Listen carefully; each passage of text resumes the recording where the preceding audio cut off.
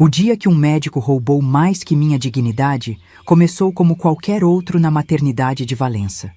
Ninguém nunca ia acreditar que aquele doutor de jaleco branco, que todo mundo respeitava, tinha um segredo horrível guardado numa sala trancada do hospital. Um segredo que ia mudar minha vida para sempre e que eu só fui descobrir anos depois, quando minhas próprias mãos pegaram aquelas fitas. Nelas estava gravado tudo o que ele fazia com a gente quando estava dormindo por causa dos remédios. Coisas que homem nenhum devia fazer com mulher nenhuma, ainda mais uma mulher que está ali indefesa para ter filho. Mas hoje, com meus 80 anos nas costas, acho que já está na hora de contar essa história.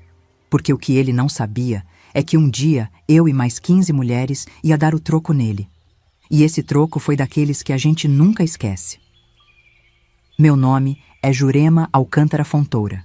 Nasci em 1945 em Valença, uma cidadezinha do interior do Rio de Janeiro que todo mundo só conhece por causa das fazendas antigas de café.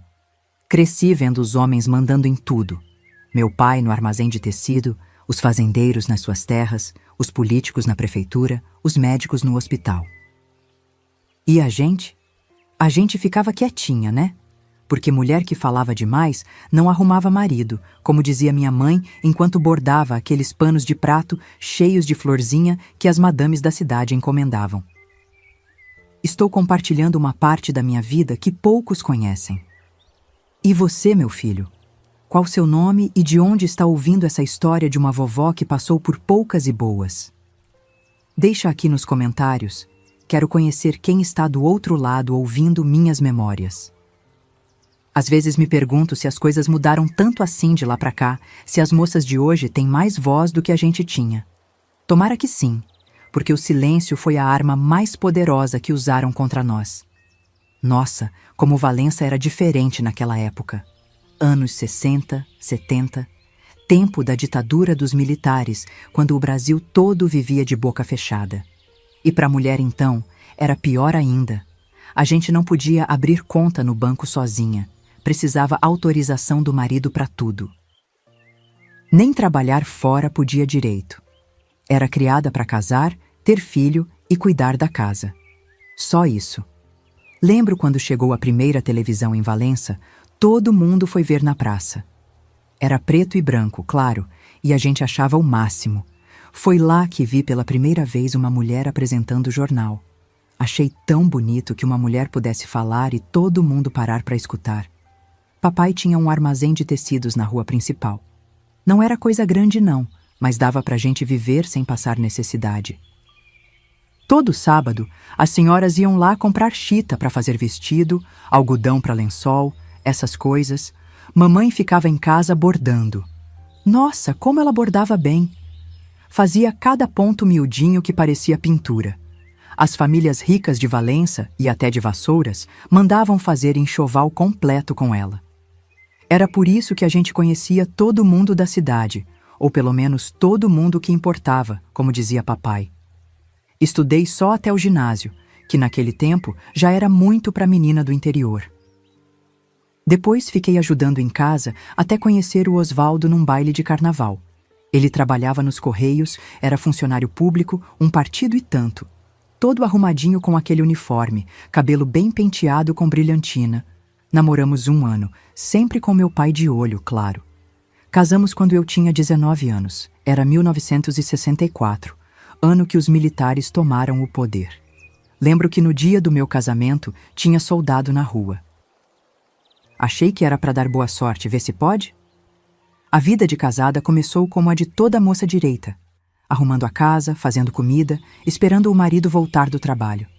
Nos primeiros anos, todo mundo só perguntava: "E aí, Jurema, cadê o neném?" Como se a única coisa que importasse fosse eu parir um filho. O Osvaldo também começou a ficar impaciente. "Todo mundo tem filho, menos a gente", ele reclamava. Como se a culpa fosse só minha, entende? Nem passava pela cabeça dele que podia ser dele o problema. Depois de tentar uns 5 anos, finalmente engravidei em 1970. Nossa, foi uma alegria. O Osvaldo saiu contando para a cidade inteira. A família dele, que nunca tinha me tratado muito bem, de repente começou a me dar atenção. Até minha sogra, a dona Iracema, que era uma verdadeira cobra criada, trouxe um enxoval que tinha guardado. Tudo branquinho, cheirando a naftalina. Devia ter uns 20 anos aquelas roupinhas, só que a gravidez não foi fácil, não. Logo nos primeiros meses, comecei a passar mal demais. Não era só enjoo normal de grávida, não. Era uma fraqueza que não passava, uma pressão que subia toda hora. O médico do posto de saúde disse que meu caso era complicado, que eu precisava ir num especialista, mas nós não tínhamos dinheiro para isso. Especialista em Valença era coisa de gente rica, e o Osvaldo, apesar de ser funcionário público, ganhava uma mixaria. Foi aí que a sorte, ou seria o azar, bateu na nossa porta. Uma das clientes da mamãe, Dona Leonor, esposa do juiz da cidade, ficou sabendo da minha situação. Ela falou: "Não se preocupe, Jurema. Vou falar com o Dr. Clóvis Mendonça. Ele é o melhor obstetra de Valença, atende todas as famílias importantes. Vou pedir para ele te ver como um favor pessoal." Imagina só, um médico de gente rica ia me atender. Achei que era bênção de Deus. Mal sabia eu que estava indo direto para a boca do lobo. Primeira consulta com o Dr. Clóvis, nunca vou esquecer. O consultório dele era no próprio hospital, uma sala cheia de diploma na parede, tudo cheirando a álcool. Ele era um homem de uns 50 anos, cabelo bem penteado com algumas mechas brancas, óculos de aros finos, todo educado, falando manso, mas tinha um negócio no olhar dele. Um jeito de olhar pra gente que era como se tivesse te despindo, sabe? Na hora eu pensei, é coisa da minha cabeça. Esse homem é médico, respeitado, amigo do juiz. Deixei pra lá. Ele fez um monte de pergunta. Algumas normais, sobre minha saúde, se tinha gente com diabetes na família. Mas outras... Oh, meu Deus! Outras eram tão íntimas que eu ficava vermelha de vergonha. Queria saber detalhes de como era a minha vida com meu marido, se a gente fazia aquilo com frequência, se eu sentia prazer. Eu respondia olhando para o chão, morrendo de vergonha. Ele dizia que era tudo normal, que médico precisa saber dessas coisas. E quem era eu para questionar? Uma simples filha de comerciante e bordadeira. Nas consultas seguintes, o Osvaldo quis me acompanhar. Imagina só, ele ficou enciumado. Mas o Dr. Clóvis não deixou. Disse que era melhor eu ir sozinha, que a presença de marido deixava a paciente nervosa, que não era bom para o bebê. E o Osvaldo, que respeitava a autoridade mais que tudo na vida, concordou na hora. "O doutor é quem sabe", foi o que ele disse. E continuei indo sozinha, todo mês, às vezes até mais de uma vez por mês, porque minha gravidez era de risco. A cada consulta, o Dr. Clóvis ficava mais, como posso dizer, estranho. Pedia para eu tirar mais roupa do que parecia necessário. Demorava mais do que o normal nos exames. Tocava em partes do meu corpo que não tinham nada a ver com a gravidez. E sempre, sempre tinha aquele olhar. Um olhar que eu só fui entender o significado anos depois. Mas a gente era criada para obedecer, não para questionar. Principalmente médico. Era quase como se fosse um deus de jaleco branco. Quando chegou perto de eu dar à luz, ele disse que ia precisar fazer cesariana, que meu quadril era estreito, que o bebê era grande, que ia ser arriscado parto normal. Eu até preferia assim. Na minha cabeça, ia doer menos. O que eu não sabia é que ele já tinha outros planos para os partos das pacientes dele. Planos horríveis que a gente só descobriu anos depois. No dia 15 de junho de 1970, entrei no hospital de Valença carregando aquela barrigão de 9 meses. Tava morrendo de medo, mas também ansiosa para conhecer meu filho. O Osvaldo ficou na sala de espera, nervoso, fumando um cigarro atrás do outro. Naquela época, homem não entrava na sala de parto nem amarrado. E talvez tenha sido melhor assim. Talvez, se ele tivesse visto o que aconteceu, a história teria sido outra. Me levaram para uma sala toda branca. Tudo muito limpo, muito frio. As enfermeiras me ajudaram a deitar na mesa de cirurgia. Lembro delas preparando meus braços, colocando aqueles panos verdes em volta. O Dr. Clóvis chegou todo paramentado. Só dava para ver os olhos dele. Aqueles mesmos olhos que sempre me incomodaram. Ele disse: "Não se preocupe, Jurema. Vai dar tudo certo. Você vai dormir e quando acordar, já vai ser mamãe." Mas eu não queria dormir. Tinha ouvido histórias de outras mulheres que era possível fazer cesariana e a mãe ficar acordada só com anestesia local. Eu queria ver meu filho nascer. Queria ser a primeira a segurar ele. Falei isso para o Dr. Clovis. Ele franziu a testa, parecia contrariado. Disse que no meu caso não era possível, que eu precisava de anestesia geral. Comecei a chorar, a implorar. Foi quando senti a picada no braço. Nem tinha percebido a enfermeira se aproximando. A última coisa que vi foi o olhar do Dr. Clovis, um olhar que até hoje me atormenta nos pesadelos. Depois, só escuridão. Como eu ia saber que aquele dia ia marcar o começo do inferno na minha vida? Como eu podia imaginar que aquele médico que todo mundo respeitava escondia um segredo tão nojento? Naquele dia, enquanto eu estava desacordada na mesa de cirurgia, ele não só fez o parto do meu filho, ele fez outras coisas. Coisas que eu só fui descobrir anos depois, quando minhas próprias mãos encontraram as provas. E quando descobri, jurei que ele ia pagar. Ah, se ia! Acordei na sala de recuperação com uma dor que não era só da cesárea, não. Era uma dor diferente, em lugares que não deviam estar doendo depois de um parto. Meu corpo todo parecia que tinha sido violado. E foi, só que eu ainda não sabia. Tinha marcas roxas nos braços, nas pernas, em lugares que não faziam sentido nenhum. Quando perguntei para a enfermeira por que eu estava tão machucada, ela desviou o olhar e disse que era normal, que eu tinha me debatido um pouco durante a anestesia. Mas alguma coisa dentro de mim sabia que aquilo era mentira. Só não tinha ideia ainda do tamanho do horror que tinha acontecido naquela sala. Quando me levaram para o quarto, o Osvaldo estava lá com o bebê no colo, todo orgulhoso. Meu filho, meu Antônio, a coisa mais linda do mundo. Mas nem a alegria de ser mãe conseguiu apagar aquela sensação horrível que eu estava sentindo. Era como se tivesse um pesadelo preso dentro de mim, um pesadelo que eu não conseguia lembrar direito, mas que eu sabia que tinha acontecido. Tentei falar com o Osvaldo sobre os machucados, sobre a dor estranha, mas ele nem prestou atenção. É assim mesmo, mulher. Parto é difícil. Agora trata de dar de mamar para o menino. Depois que a gente voltou para casa, as coisas só pioraram. A dor da cesárea foi melhorando, claro, mas aquelas outras dores não.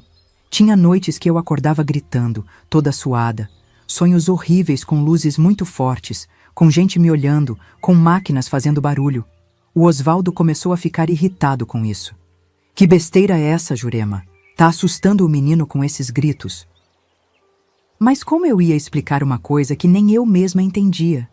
Como eu ia dizer que sentia que tinha acontecido alguma coisa terrível naquela sala de cirurgia, mas não sabia o quê?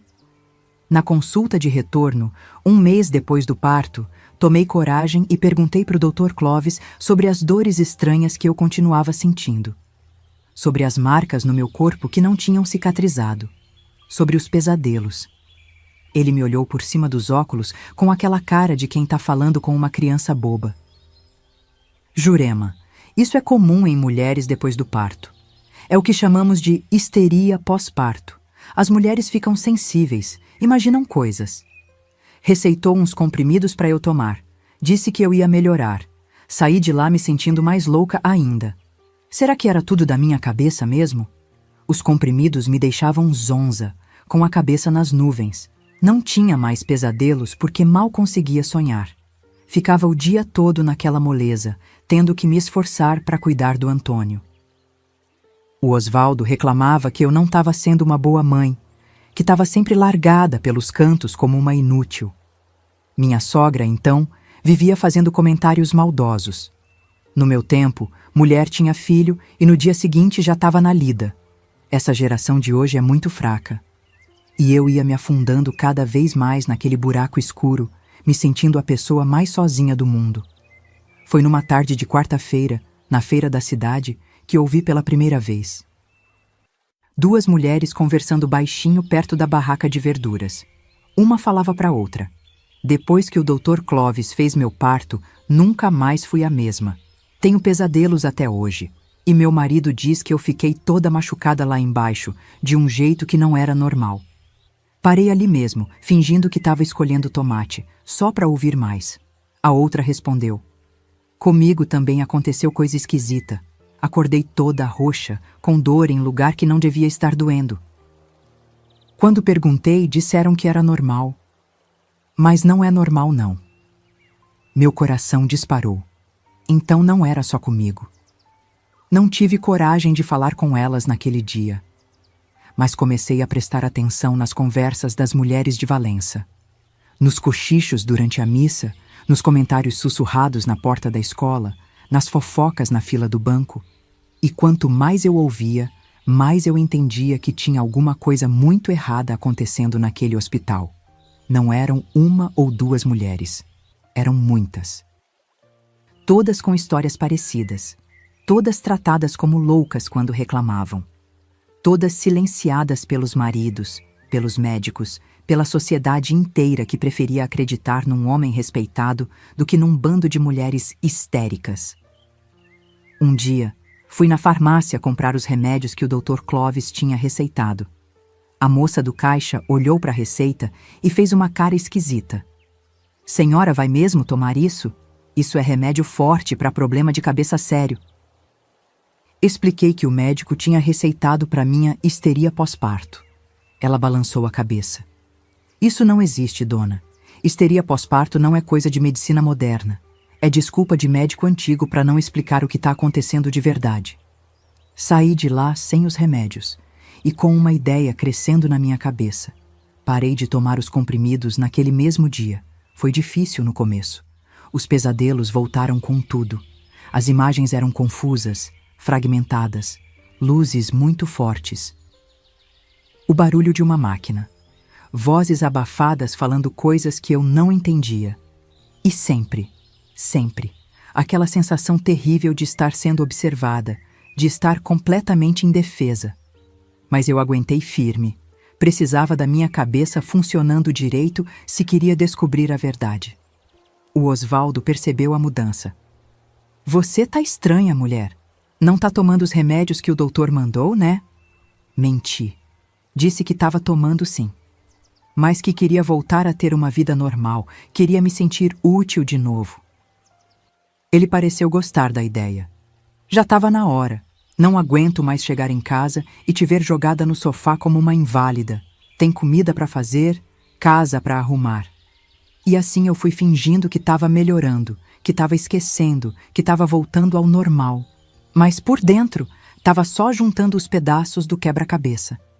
Foi mais ou menos 1 ano depois do nascimento do Antônio que eu encontrei a enfermeira Berenice no mercado. Ela tinha cuidado de mim no hospital, depois do parto. Era uma mulher de uns 40 anos, quieta, sempre com cara de quem está carregando um peso enorme nas costas. Tomei coragem e fui falar com ela. Comecei devagar, falando do tempo, do preço do feijão. Depois perguntei se ela ainda trabalhava no hospital. Ela disse que não, que tinha pedido as contas fazia uns meses, e tinha um jeito estranho no olhar dela, como se tivesse medo de alguma coisa. Fui direto ao ponto. Dona Berenice, a senhora estava lá no dia que meu filho nasceu. A senhora sabe o que aconteceu comigo naquela sala, não sabe? Ela ficou branca como papel. Olhou para os lados, nervosa. Não sei do que a senhora está falando. Mas o tremor nas mãos dela dizia o contrário. Insisti. Por favor, preciso saber. Tenho pesadelos todas as noites. Acordei machucada de um jeito que não faz sentido. E não sou só eu. Tem outras mulheres na cidade com a mesma história. Ela me olhou por um tempo que pareceu uma eternidade. Depois sussurrou. Não aqui. Me encontra amanhã na igreja, depois da novena. No dia seguinte, com o coração na boca, deixei o Antônio com a vizinha e fui até a igreja. Berenice já estava lá, sentada num banco nos fundos, longe de todo mundo. Me sentei do lado dela, as mãos tremendo. Ela não olhava para mim, olhava para o altar como se estivesse rezando. E foi assim, de olhos fixos no Cristo crucificado, que ela começou a falar. O que eu vou te contar pode botar minha vida em risco. O Dr. Clovis tem amigos poderosos na cidade. Se descobrirem que eu falei, tive que prometer 1000 vezes que nunca ia contar para ninguém que foi ela quem me contou. O que Berenice me disse naquela igreja, naquela tarde, mudou minha vida para sempre. Ele filma Dona Jurema. O Dr. Clovis filma os partos. Tem uma câmera escondida na sala de cirurgia. Mas não é só o parto que ele filma. Quando as mulheres estão desacordadas pela anestesia, ele faz coisas com elas, coisas que um médico nunca devia fazer. Senti meu estômago revirar. Uma onda de náusea subiu pela minha garganta. Então era isso. Era por isso que eu acordava machucada, que eu tinha pesadelos, que sentia aquela sensação horrível de ter sido violada. Porque eu tinha sido. E ninguém faz nada? Ninguém denuncia? Perguntei, com a voz embargada pelo choro e pela raiva. Berenice deu uma risada amarga. Denunciar para quem, Dona Jurema? Pro delegado que joga cartas com ele todo domingo? Pro juiz que é padrinho do filho dele? Pro padre que recebe doação dele todo mês? Nesta cidade, a palavra do Dr. Clovis vale mais que a de qualquer mulher, principalmente mulher pobre. Naquele momento entendi que se alguém ia fazer alguma coisa, esse alguém tinha que ser eu. Voltei para casa com a cabeça fervendo de ideias. Não podia contar para o Osvaldo, claro. Ele nunca ia acreditar em mim. Ia dizer que era a invenção da minha cabeça doente. Ou pior, ia direto falar com o Dr. Clovis, e aí sim eu estava perdida. Não, tinha que ser um plano só meu. E enquanto dava banho no Antônio naquela noite, a ideia foi tomando forma.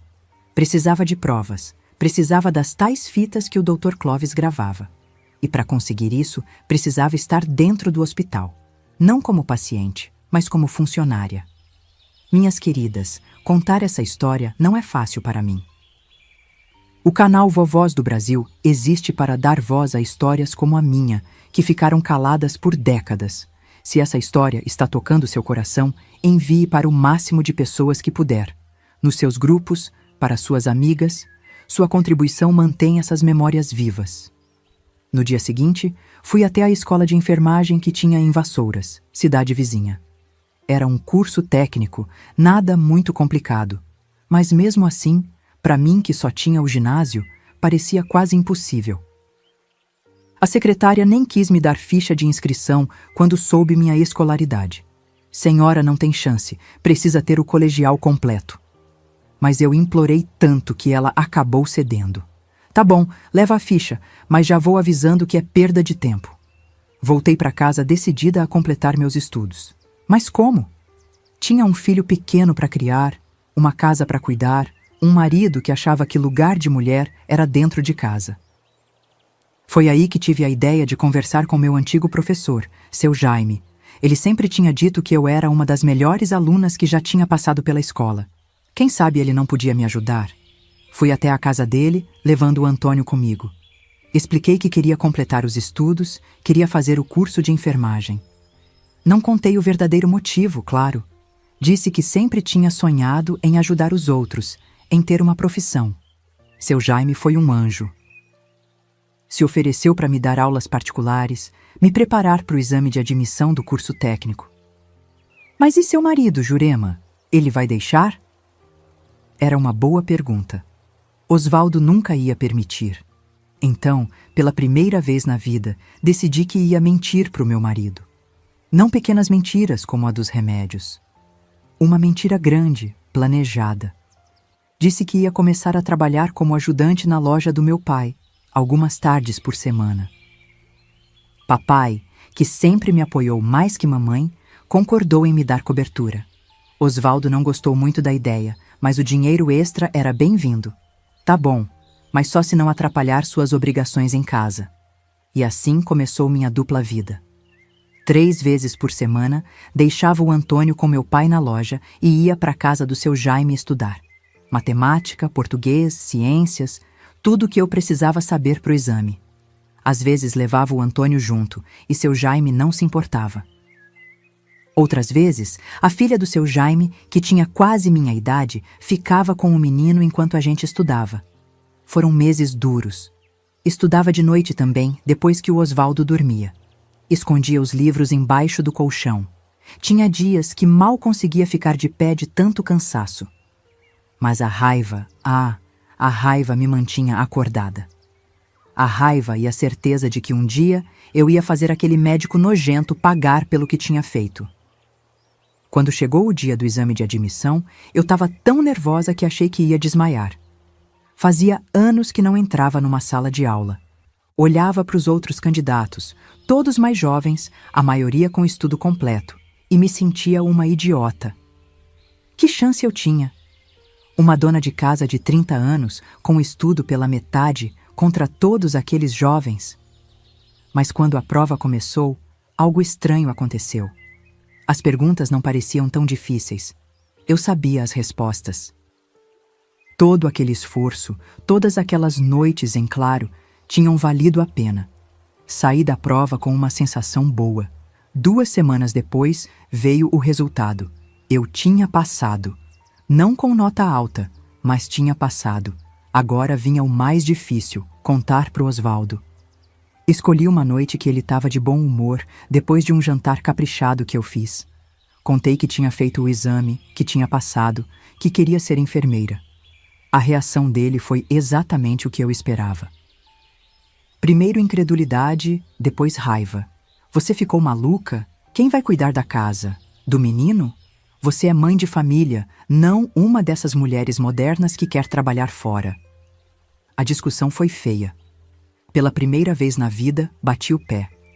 Disse que ia fazer o curso, com ou sem a aprovação dele. Foi a primeira vez que o Osvaldo levantou a mão para mim. O tapa pegou no meu rosto com tanta força que cambaleei para trás. Ele nunca tinha me batido antes. Nunca. Fiquei olhando para ele chocada, o rosto ardendo. Ele parecia tão surpreso quanto eu. Olha o que você me fez fazer, mulher. Tá vendo o que acontece quando você me tira do sério? Se virou e saiu de casa, batendo a porta. Fiquei ali parada, a marca da mão dele queimando na minha bochecha. E foi naquele momento que decidi. Não ia desistir. Por nada nesse mundo. O curso de enfermagem não era mais só sobre o Dr. Clovis. Era sobre mim também. Sobre ser dona da minha própria vida. O Osvaldo voltou tarde naquela noite cheirando a cachaça. Não tocamos mais no assunto. Nos dias seguintes, foi como se tivéssemos feito um acordo silencioso. Eu não falava do curso. Ele fingia que não sabia que eu ia fazer. Comecei as aulas na semana seguinte. Era difícil, muito difícil. O curso era puxado, os professores exigentes. Tinha dias que eu achava que não ia aguentar. Cuidar da casa, do filho, estudar, aguentar o mau humor do Osvaldo que só piorava. Mas cada vez que eu pensava em desistir, lembrava do que o Dr. Clovis tinha feito comigo, com todas nós, e encontrava forças não sei de onde para continuar.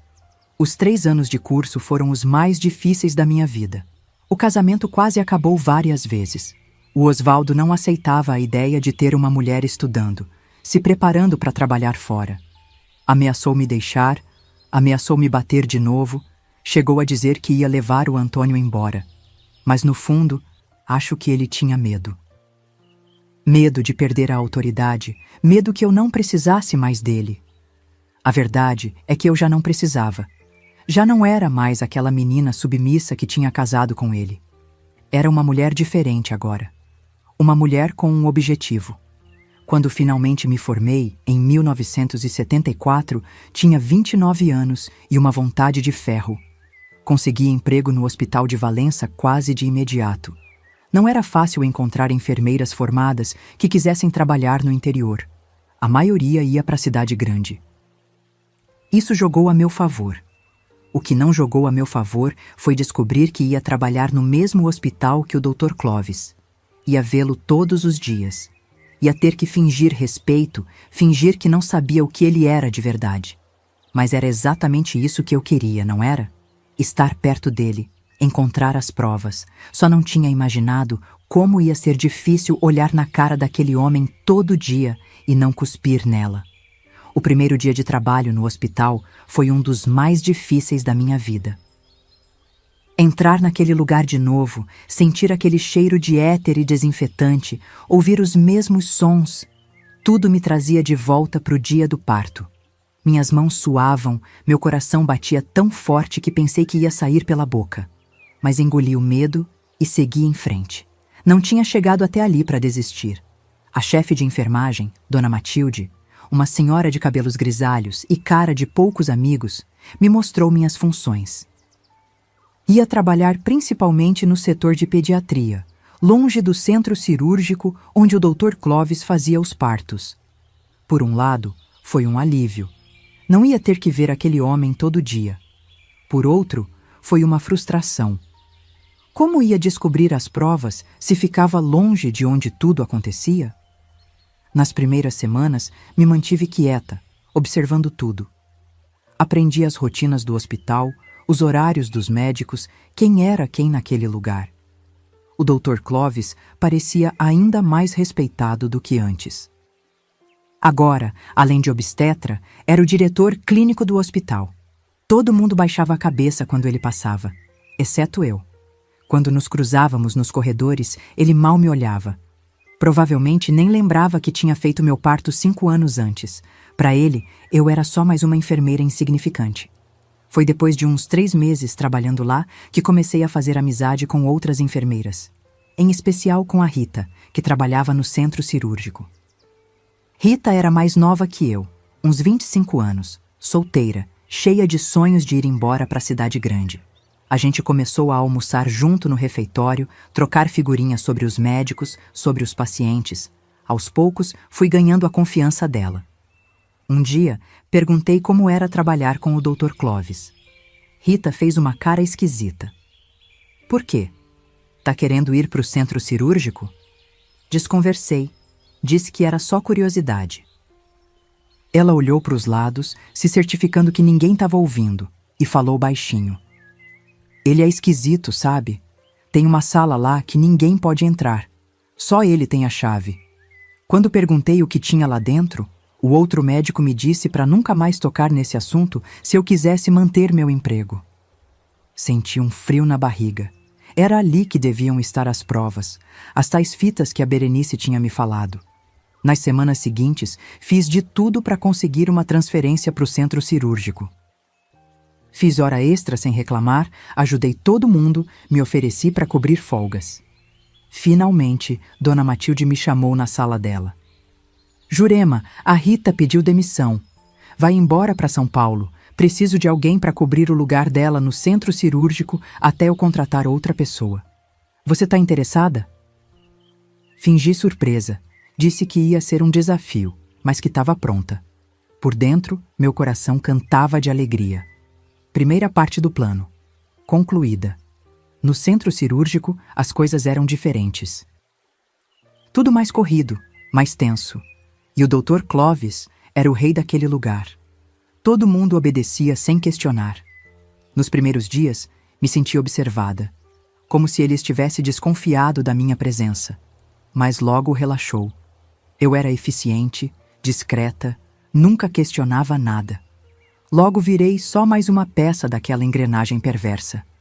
A tal sala ficava no final do corredor de acesso restrito. Uma porta sem identificação, sempre trancada. Comecei a prestar atenção nos hábitos do Dr. Clovis. Ele sempre ia lá depois dos partos. Ficava uns 15, 20 minutos e saía. Nunca deixava a chave com ninguém. Nunca permitia que ninguém entrasse. Se alguém sequer mencionasse a existência daquela sala, ele ficava furioso. Minha chance apareceu numa quinta-feira de temporal. Um acidente na estrada trouxe 5 feridos graves para o hospital. Todo mundo correndo, uma loucura. Eu estava ajudando no centro cirúrgico, onde faziam uma operação de emergência num dos acidentados. No meio da cirurgia, acabou o fio de sutura especial que o médico estava usando. Ele gritou que precisava de mais, urgente. A outra enfermeira disse que tinha no estoque, mas o estoque ficava do outro lado do hospital, e com aquele temporal, algumas áreas estavam alagadas. Foi aí que o Dr. Clovis, que também estava ajudando na cirurgia, fez algo que nunca tinha feito antes. Tirou a chave do bolso do jaleco e me entregou. Tem no meu armário pessoal, Vai lá buscar. Rápido! Não acreditei na minha sorte. Peguei a chave com as mãos tremendo e saí correndo. Mas não fui direto pro armário dele. Fui direto para a sala misteriosa. Sabia que nunca mais ia ter uma chance dessas. A chave entrou na fechadura como se tivesse sido feita para ela. Claro que tinha sido, mas no susto da emergência, o Dr. Clovis tinha me dado o molho de chaves inteiro, não só a do armário. Abri a porta e entrei. Era uma sala pequena, sem janelas. Nas paredes, prateleiras cheias de fitas VHS, todas organizadas por data. Num canto, um aparelho de televisão com videocassete. No outro, um armário de metal. E no centro, uma mesa com uma câmera de vídeo. Não tinha tempo para examinar tudo. A qualquer momento podiam sentir minha falta. Fui direto para as prateleiras. Procurei a data do nascimento do meu filho. 15 de junho de 1970. Estava lá. Uma fita com meu nome escrito na etiqueta. Sem pensar duas vezes, enfiei dentro do bolso do uniforme. Olhei ao redor rapidamente. Tinha outras fitas da mesma época. Peguei mais 3 de datas próximas.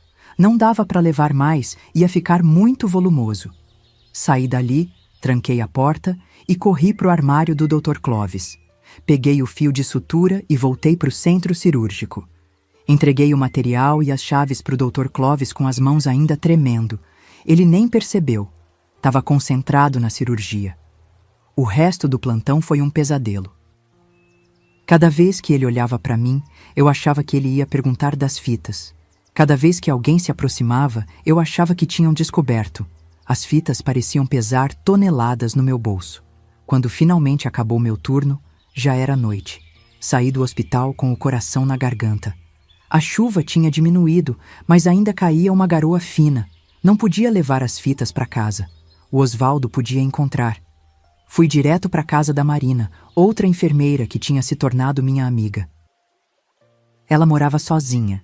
Tinha se separado do marido fazia pouco tempo. E o mais importante, tinha um videocassete. Coisa rara em Valença naquela época.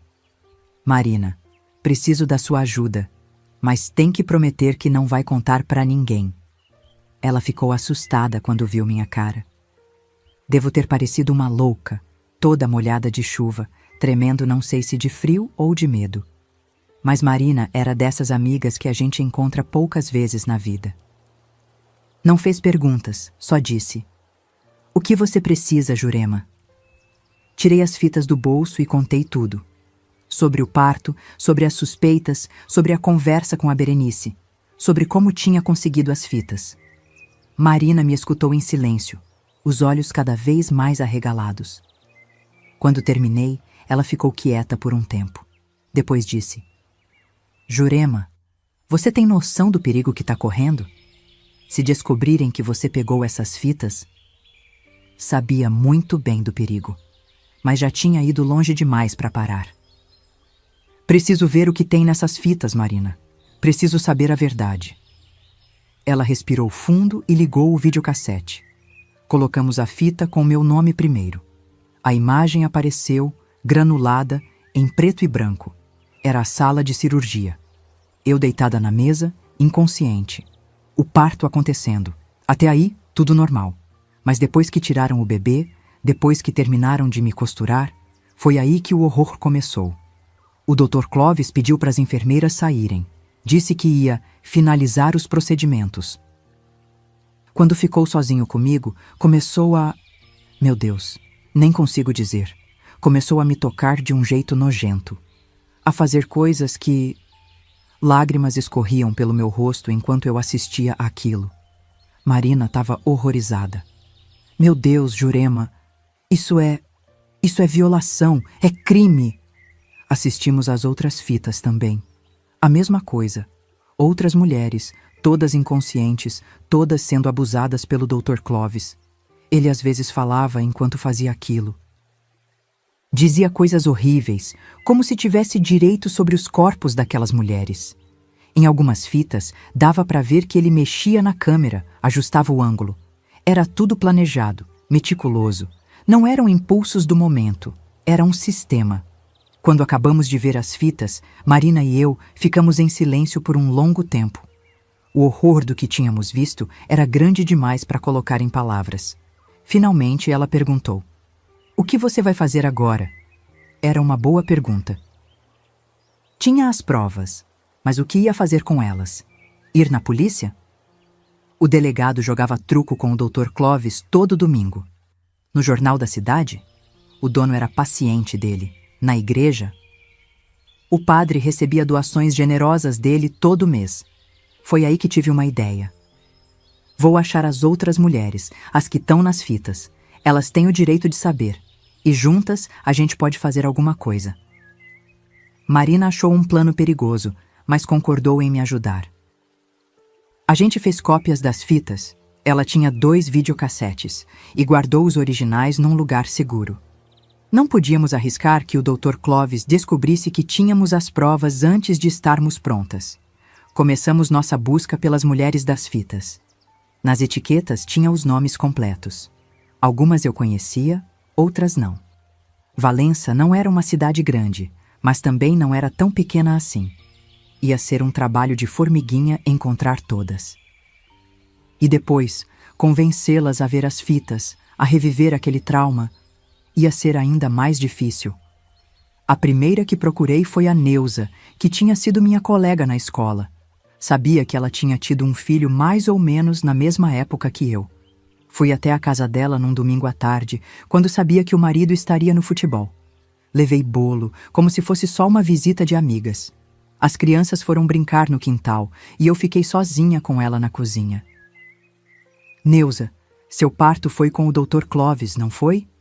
Ela ficou tensa na hora, confirmou com a cabeça sem me olhar. E depois do parto você sentiu coisas estranhas? Dores que não eram normais? Pesadelos? Os olhos dela se encheram de lágrimas. Contei então minha história. Não falei das fitas ainda, só da minha experiência, das suspeitas, do que a Berenice tinha me contado. A cada palavra minha, ela ficava mais pálida. Quando terminei, Neuza estava chorando.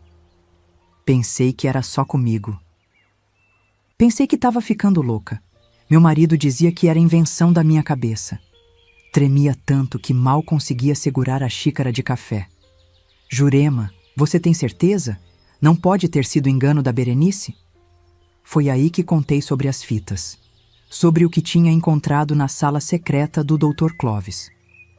Tenho uma fita com seu nome, Neuza. Do dia do seu parto. Só você pode decidir se quer ver ou não. Mas precisa saber que não está sozinha. Tem outras mulheres, muitas outras. Ela ficou em silêncio por um tempo. Depois, com uma voz que era quase um sussurro, disse: "Quero ver, preciso saber." No dia seguinte, depois do trabalho, levei Neuza na casa da Marina. Ela assistiu à fita do parto dela com as mãos cobrindo a boca, em choque. Quando acabou, ela estava arrasada, mas também furiosa. Como ele pôde? Como ele pôde fazer isso comigo, com todas nós? Foi a primeira a concordar em ajudar a procurar as outras mulheres. Olha só, estou prestes a contar como armamos o bote para pegar aquele monstro de jaleco branco. Mas tenho uma dúvida. Será que você tem coragem de dar um like nesse vídeo sabendo o que vem pela frente? Eu duvidei da minha própria coragem tantas vezes, e agora duvido da sua. Mostra pra essa vovó aqui que você tem estômago pra história toda, vai. Aperta esse like, quero ver. Nos meses seguintes, encontramos mais de 20 mulheres que apareciam nas fitas. Algumas moravam em Valença mesmo, outras tinham se mudado para cidades vizinhas. A reação era sempre parecida. Primeiro choque, depois tristeza profunda e finalmente raiva. Muita raiva. Algumas não aguentaram ver as fitas até o fim. Outras não quiseram ver, só acreditaram na nossa palavra. Algumas se recusaram a participar do nosso grupo.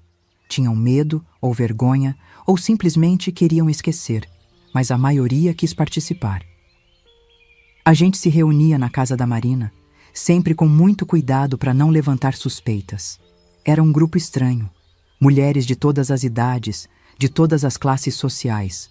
A empregada doméstica sentada do lado da esposa do fazendeiro. a professora primária dividindo café com a dona do açougue. Todas ligadas por uma experiência terrível, todas determinadas a fazer justiça. Foi a Carmen, esposa do gerente do banco, quem deu a ideia do plano. Não adianta ir na polícia ou no jornal. Ninguém vai acreditar na gente. Precisamos pegar ele em flagrante, fazer ele confessar. Era arriscado, muito arriscado, mas todas concordamos que era o único jeito. Não podíamos deixar que ele continuasse fazendo aquilo com outras mulheres. O plano era simples e complexo ao mesmo tempo. Precisávamos atrair o Dr. Clovis para uma situação onde pudéssemos confrontá-lo, gravar sua confissão e depois usar isso contra ele. Mas como fazer isso sem colocar ninguém em risco? Como garantir que ele não escaparia ou que não nos denunciaria depois? A solução veio da Lídia, que era professora de química no colégio estadual. Vamos usar o método dele contra ele mesmo. Vamos filmar tudo. Passamos semanas planejando cada detalhe.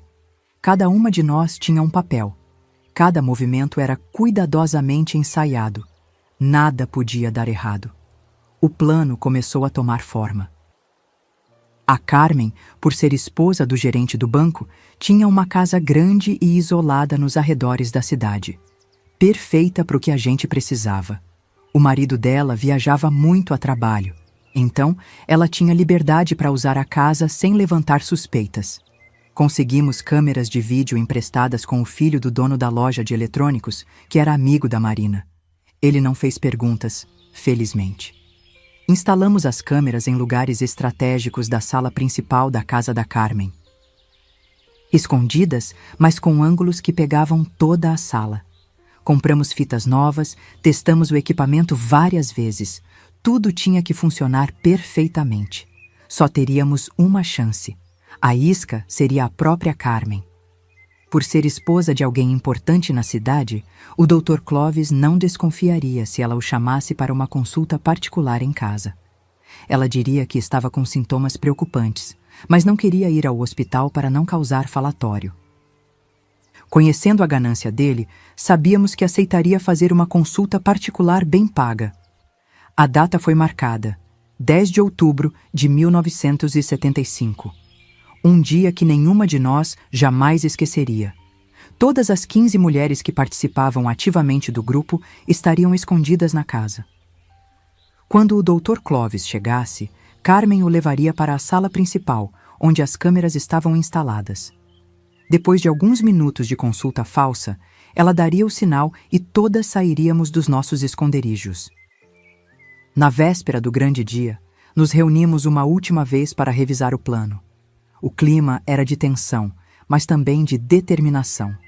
Estávamos prestes a enfrentar o homem que tinha destruído nossas vidas, que tinha violado nossos corpos e nossa confiança da pior maneira possível. Era assustador, mas também libertador. E se ele negar tudo? Perguntou a Solange, a mais jovem do grupo. Ele vai negar, com certeza, respondi. Mas temos as fitas originais. E amanhã teremos a reação dele quando confrontado com elas. A negação dele só vai piorar sua situação. Eu tinha me tornado uma espécie de líder do grupo, embora nunca tivesse buscado esse papel. Aconteceu naturalmente, talvez por ter sido eu quem descobriu as fitas, quem começou tudo. Aquela noite foi longa. Não consegui dormir direito, repassando o plano na minha cabeça 1000 vezes. Tantas coisas podiam dar errado. E se o Dr. Clovis trouxesse alguém com ele? E se ele reconhecesse alguma de nós e ficasse desconfiado? E se ele simplesmente saísse correndo? Mas não tinha volta. O plano já estava em movimento. Na manhã do dia 10, me despedi do Osvaldo e do Antônio como se fosse um dia normal. Disse que ia trabalhar, depois ia visitar minha mãe. Menti tão bem que nem eu mesma acreditei. Anos de vida dupla tinham me transformado numa mentirosa competente. Não me orgulhava disso, mas era necessário. Cheguei na casa da Carmen às 14h. Já tinha várias mulheres lá. Algumas ajudavam a arrumar a casa, outras verificavam as câmeras mais uma vez. Outras simplesmente sentavam num canto, nervosas demais para fazer qualquer coisa. Conforme a hora marcada para a chegada do Dr. Clovis se aproximava, 5 da tarde, mais mulheres iam chegando. Pelas 5:15, estávamos todas lá. 15 mulheres unidas pelo mesmo objetivo: justiça. Às 5 da tarde, em ponto, o Dr. Clovis chegou na casa da Carmen. Dava para ver o carro dele pela fresta da cortina, um Dodge Dart azul, o único da cidade, símbolo do status dele. Todas nós estávamos escondidas, atrás de móveis, no quarto ao lado, algumas até no porão. O coração batendo tão forte que parecia que ia explodir. A Carmen abriu a porta com uma cara de quem estava passando mal mesmo, não precisou nem fingir muito. O nervoso era tanto que ela estava pálida de verdade. "Boa tarde, doutor. Obrigada por vir até aqui", ouvi ela dizer da minha posição, atrás de uma estante na sala de estar. O plano era esperar ele entrar na sala, sentar, começar a consulta, e só depois todas apareceríamos. Não podia mesmo ir até o hospital. O senhor sabe como o povo de Valença fala. O Dr. Clovis entrou na casa como quem está fazendo um favor enorme, aquela pose de semideus que os médicos daquela época adoravam ter. "Sua sorte é que estava com a tarde livre hoje, Carmen. Geralmente não faço atendimentos domiciliares, mas abri uma exceção pelo seu marido. Como vai o Carlos?" Tava tudo indo como planejado. Ele não desconfiava de nada. Carmen o guiou até a sala, exatamente onde tínhamos posicionado as câmeras. Ele se sentou na poltrona principal, colocou a maleta médica do lado. Começou a fazer as perguntas de praxe. O que estava sentindo, desde quando, se tinha febre. Carmen tinha decorado todos os sintomas que a gente tinha inventado. Dor abdominal forte, náuseas, mal-estar. Coisas vagas o suficiente para não dar para diagnosticar de cara, mas preocupantes o bastante para justificar a chamada urgente. "Vou precisar examinar seu abdômen", ele disse, e foi aí que Carmen deu o sinal que tínhamos combinado. Passou a mão pelos cabelos 3 vezes seguidas. Era a hora. Saí do meu esconderijo primeiro, depois a Neuza, depois a Lídia. Uma a uma, fomos surgindo de todos os cantos da sala. O Dr. Clovis olhou em volta, confuso, depois assustado. "O que significa isso? Quem são essas mulheres?" "São minhas testemunhas, doutor", Carmen disse, a voz agora firme, nada a ver com a paciente frágil de minutos atrás. Ela levantou e foi até a porta da sala. Girou a chave na fechadura. Agora não tinha mais saída. Foi minha vez de falar. "Dr. Clovis, o senhor não me reconhece? Sou Jurema Alcântara. O senhor fez meu parto em 15 de junho de 1970. Ele franziu a testa, tentando lembrar. Pacientes para ele eram só números, corpos. Não éramos gente. "E eu sou Neuza Ribeiro, 27 de maio de 1970, emendou Neuza. "Sou Lídia Campos, 8 de agosto de 1973, seguiu Lídia. E assim por diante, cada uma dizendo seu nome e a data do parto. Vi o rosto dele ir mudando conforme entendia o que estava acontecendo. Do susto inicial pro medo, depois pra raiva. "Não sei do que vocês estão falando." "Isso é sequestro! Vou chamar a polícia!" Ele tentou se levantar, mas a Solange e a Maria, que eram as mais fortes do grupo, seguraram ele pelos ombros e empurraram de volta para a poltrona. "O senhor não vai a lugar nenhum até ouvir o que temos a dizer", falei, me aproximando. "E quanto a chamar a polícia, acho que não vai querer fazer isso quando souber o que temos contra o senhor." Marina trouxe o aparelho de TV e videocassete que tínhamos preparado. Colocou na frente dele e ligou. "Talvez o senhor reconheça isso", ela disse, e deu play na primeira fita. Era o parto da Carmen, de 2 anos atrás. A imagem granulada em preto e branco mostrava ela desacordada na mesa de cirurgia e o Dr. Clovis, fazendo aquelas coisas.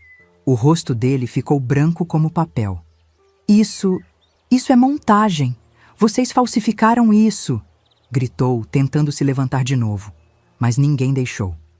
"Montagem? E isso também é montagem, doutor?" Marina trocou a fita. Agora era o meu parto que aparecia. E isso?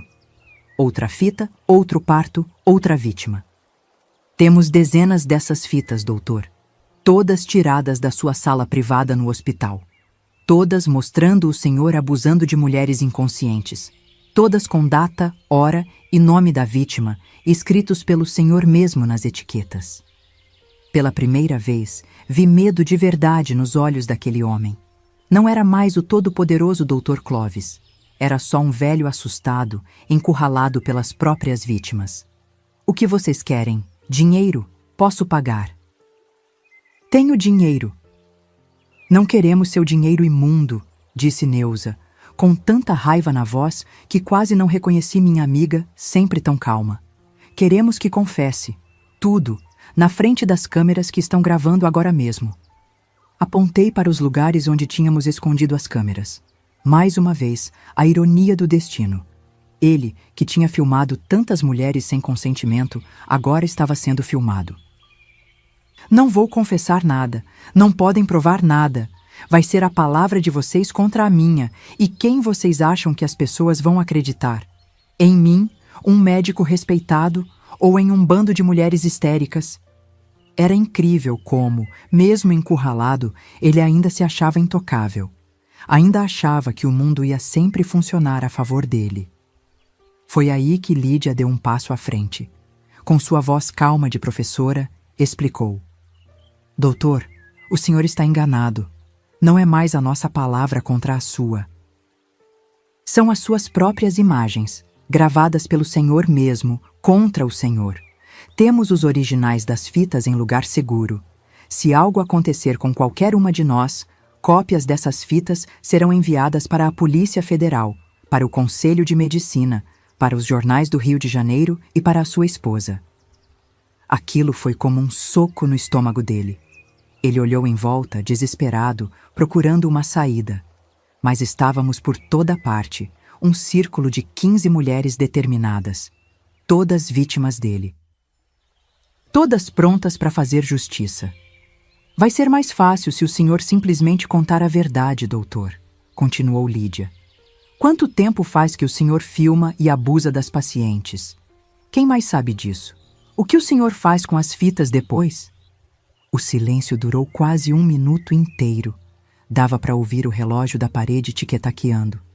Finalmente, com a voz baixa, quase um sussurro, ele começou a falar. 22 anos. Comecei em 1953, quando voltei da faculdade de medicina no Rio. Era mais tempo do que qualquer uma de nós tinha imaginado. No início era só curiosidade, sem a filmagem. Depois comprei a câmera em 1960. Era uma forma de guardar recordação. Recordação! Gritou a Solange, tão revoltada que tivemos que segurar ela para não avançar nele. O senhor chama isso de recordação? Violentar mulheres inconscientes? Ele seguiu falando, agora como se tivesse aberto uma comporta que não conseguia mais fechar. Contou como tinha começado, como foi ficando cada vez mais ousado com o passar dos anos. Confessou que não era o único, que tinha um grupo de médicos em várias cidades do interior que trocavam as fitas entre si. É um círculo fechado, médicos respeitados todos, alguns até mais importantes que eu. Nomes, exigiu Carmen. Queremos todos os nomes. Ele hesitou, mas quando ameaçamos chamar a polícia naquele instante, começou a citar. Dr. Antenor de Vassouras, Dr. Gilberto de Barra do Piraí, Dr. Henrique de Três Rios. A lista seguia, médicos em pelo menos 8 cidades diferentes. Todos obstetras, todos com acesso a mulheres indefesas. E as enfermeiras? Elas sabiam? Perguntei, pensando na Berenice, que tinha me contado parte da história. Algumas desconfiavam. Outras eu pagava para ficarem de boca fechada.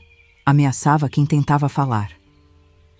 Lembrei das enfermeiras que tinham passado pelo hospital ao longo dos anos da alta rotatividade. Quantas tinham sido ameaçadas? Quantas tinham ido embora por não aguentar ser cúmplice silenciosa daquilo? Marina estava gravando tudo. Cada nome, cada confissão. Mas ainda tinha uma pergunta que ninguém tinha tido coragem de fazer. Finalmente, a Neuza criou coragem. As fitas. O senhor só guardava para uso pessoal ou vendia? O Dr. Clovis baixou os olhos. Pela primeira vez, pareceu envergonhado. No início era só para troca entre nós médicos. Depois, começamos a vender para um homem do Rio de Janeiro. Ele pagava bem, muito bem. Um arrepio correu pela sala. Não era só abuso, era um negócio. Um comércio de imagens de mulheres sendo violadas em seu momento mais vulnerável. Senti um ódio subindo pela garganta. Um ódio tão grande que achei que ia sufocar. Olhei para os rostos das outras mulheres ao meu redor e vi o mesmo sentimento. Ali, naquele momento, qualquer uma de nós seria capaz de matar aquele homem. Foi quando ele tentou fugir. Num movimento rápido, empurrou a Marina que estava mais perto e correu para a janela. Mas não chegou nem perto. A Solange, que era a mais forte de nós e trabalhava carregando caixas na venda do pai, pulou na frente dele e deu um empurrão tão forte que ele caiu de costas no chão. Todas avançamos e cercamos ele. Alguém, acho que foi a Lídia, pegou uma corda que tínhamos separado para o caso de ele ficar violento e amarramos as mãos dele. Não para machucar, só para garantir que não ia tentar fugir de novo. Por favor, ele implorou, agora chorando de verdade. Por favor, não façam isso comigo. Tenho família, tenho filhos. Isso vai destruir minha vida. Era tão irônico ouvir ele falar de destruição de vida, depois de tudo que ele tinha feito com as nossas. O senhor devia ter pensado nisso antes de fazer o que fez com a gente, falei, a voz mais calma do que eu mesma esperava. Foi aí que veio o dilema. O que fazer com ele agora? Tínhamos a confissão gravada, tínhamos as fitas originais, tínhamos nomes, datas, detalhes.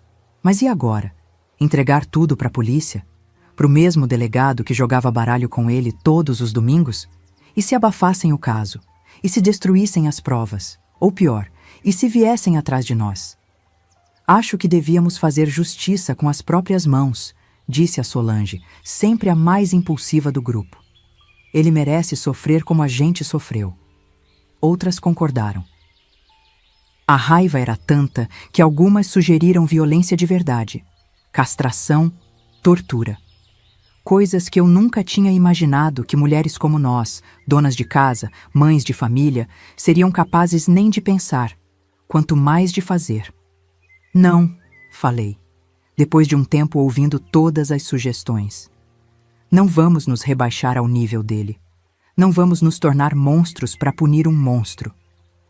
Algumas protestaram, mas no fundo, todas sabiam que eu estava certa.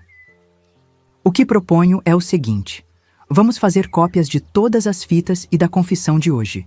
Vamos enviar simultaneamente para a Polícia Federal, não a de Valença, a federal mesmo, para o Conselho Regional de Medicina, para os jornais do Rio de Janeiro e para a família dele, esposa, filhos, pais, todo mundo. E se não acontecer nada?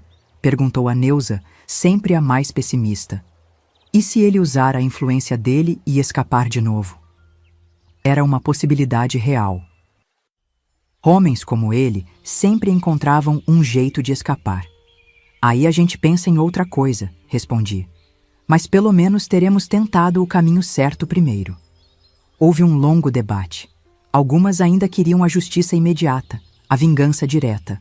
Outras concordavam comigo, que devíamos tentar o caminho legal primeiro. No final, decidimos por votação. A maioria concordou com meu plano.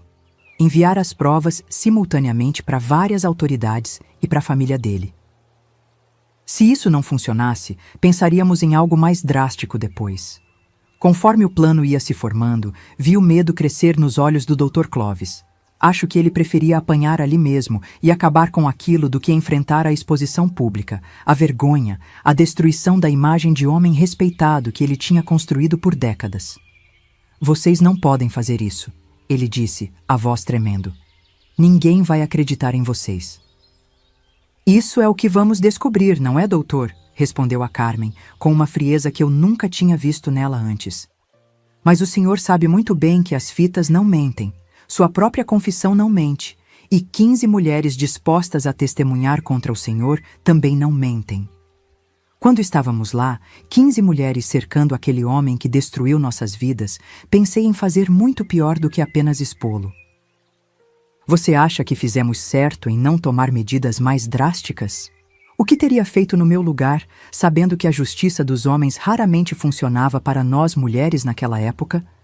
Deixe seu pensamento nos comentários. Decidido o que fazer, precisávamos organizar os próximos passos.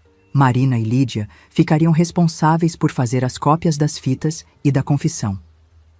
Eu e Neuza escreveríamos as cartas explicando o caso, para enviar junto com as fitas. A Carmen, por ter melhor caligrafia, endereçaria os envelopes. Todas as outras teriam funções específicas. O plano era colocar tudo nos correios em 3 dias diferentes, de 3 cidades diferentes, para garantir que chegaria ao destino, mesmo se alguém tentasse interceptar. Mas ainda tinha um problema imediato. O que fazer com o Dr. Clovis naquele momento? Não podíamos simplesmente deixar ele ir embora. Ele podia destruir as provas originais no hospital, podia fugir da cidade, podia alertar os outros médicos da rede. Depois de mais discussão, decidimos que ele ia passar a noite amarrado na casa da Carmen. O marido dela estava viajando mesmo, não ia voltar tão cedo. No dia seguinte, depois que tudo tivesse organizado, soltaríamos ele com um aviso claro. Se ele falasse com alguém, se tentasse fugir, se tentasse se vingar de qualquer forma, as fitas seriam enviadas imediatamente. Enquanto as outras começavam a organizar as tarefas, fiquei sozinha na sala com ele por um momento. Olhei bem nos olhos daquele homem que tinha destruído uma parte da minha vida, que tinha causado tanto sofrimento a tantas mulheres, e senti uma mistura estranha de sentimentos. Raiva, sim. Ódio também. Mas principalmente uma sensação de libertação. Como se um peso enorme tivesse sido tirado dos meus ombros. Por quê? Perguntei. A pergunta que tinha me atormentado por anos. Por que fazer isso com mulheres indefesas? Ele olhou para mim por um longo tempo antes de responder. Porque eu podia, disse finalmente, a voz baixa, derrotada. Porque ninguém me impedia. Porque ninguém acreditaria em vocês se contassem. Naquele momento, entendi que não era só sobre desejo doentio ou perversão. Era sobre poder. O poder que aquele homem tinha sobre nós. O poder que a sociedade dava a ele e tirava de nós. O poder de fazer o que quisesse e sair impune. Foi naquele momento também que tive certeza que tínhamos feito a coisa certa. Não em buscar vingança física, mas em expor tudo, em quebrar o silêncio. Porque o silêncio era a arma mais poderosa que eles tinham contra nós. Saí da sala e fui me juntar às outras mulheres na cozinha, onde começávamos a organizar o plano de ação. Estávamos todas exaustas, emocional e fisicamente. Mas havia também uma energia nova no ar. Um sentimento de propósito, de união. 15 mulheres diferentes, de idades diferentes, classes sociais diferentes, todas unidas por uma causa comum: justiça. Enquanto escrevíamos as cartas, fazíamos listas, organizávamos as tarefas, percebi que algo tinha mudado dentro de mim. Não era mais só a Jurema, esposa do Osvaldo, mãe do Antônio, enfermeira do hospital. Era a Jurema que tinha enfrentado um monstro e vencido. A Jurema que tinha encontrado sua voz depois de anos de silêncio. E olhando para os rostos das outras mulheres ao meu redor, vi que o mesmo tinha acontecido com elas. Foi quase meia-noite quando terminamos de organizar tudo e decidimos quem ia ficar de guarda primeiro enquanto as outras descansavam. Eu me ofereci para o primeiro turno. Enquanto as outras se acomodavam nos quartos e sofás da casa da Carmen, voltei para a sala onde o Dr. Clovis estava amarrado na poltrona. Ele tinha parado de implorar, de ameaçar, de tentar negociar. Agora só ficava ali, quieto, olhando para o nada, um homem derrotado, um homem que finalmente ia enfrentar as consequências dos seus atos. Me sentei na cadeira em frente a ele, as fitas numa pilha do meu lado, as fitas que tinham destruído tantas vidas e que agora, ironicamente, seriam o instrumento da nossa libertação. Amanhã tudo isso acaba, doutor, falei, mais para mim mesma do que para ele. Amanhã começa uma nova vida para todas nós. Ele não respondeu. Não tinha mais nada a dizer. Lá fora, a noite de Valença seguia normal. As pessoas dormiam, sem saber que a poucos metros dali, num casarão na área nobre da cidade, uma revolução silenciosa tinha acontecido. 15 mulheres tinham se unido contra o sistema, contra o poder estabelecido, contra anos de abuso e silêncio, e tinham vencido, pelo menos aquela batalha. O que viria depois, só o tempo diria. Se a justiça oficial faria sua parte, se os outros médicos da rede seriam punidos, se conseguiríamos seguir com nossas vidas depois de tudo aquilo, eram perguntas para o futuro. Naquela noite, o importante era que tínhamos feito algo que muitos achavam impossível. Tínhamos enfrentado o monstro e sobrevivido para contar a história.